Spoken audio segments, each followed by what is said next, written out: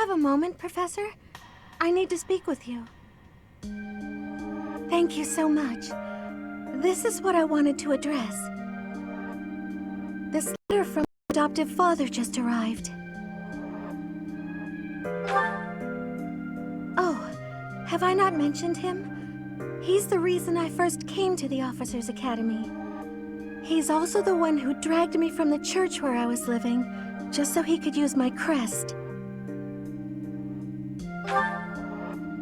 My crest does not yet belong to a house, so he plans to use it as leverage to marry into the nobility.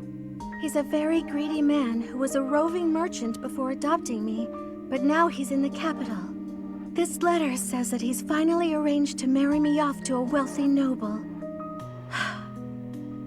I know he's just thinking of himself, but can't he see that this isn't a priority when we're at war?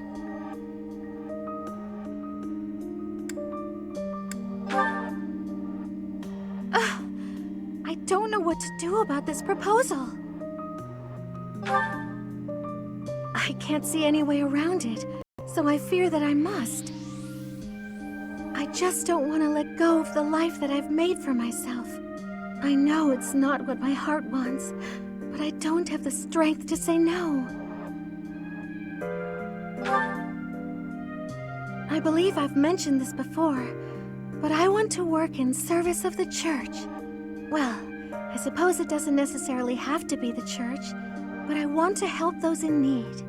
If I were to marry a noble, I think it would be difficult to realize that dream.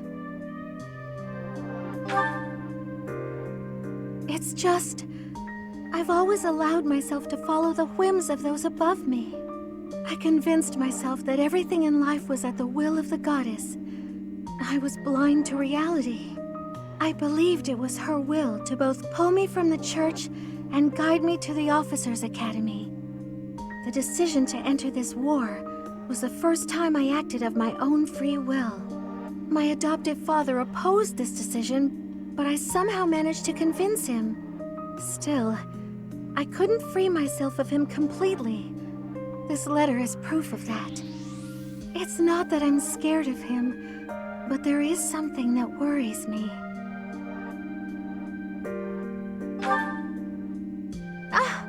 I knew you'd understand, Professor. I've sat down to write a reply several times, but I can't muster up the courage or the words. I was hoping you could provide me with the encouragement I need.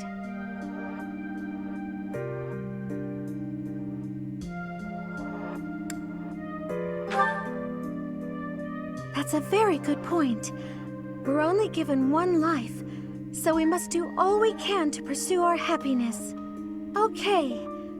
I think that may have been just the push I was looking for. I'll tell him the truth, that I found a life worth pursuing, and I must decline the proposal. Maybe I should tell him I've fallen for someone else.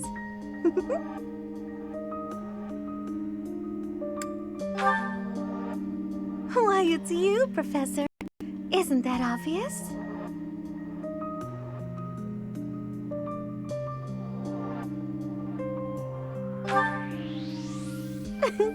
I'm just teasing.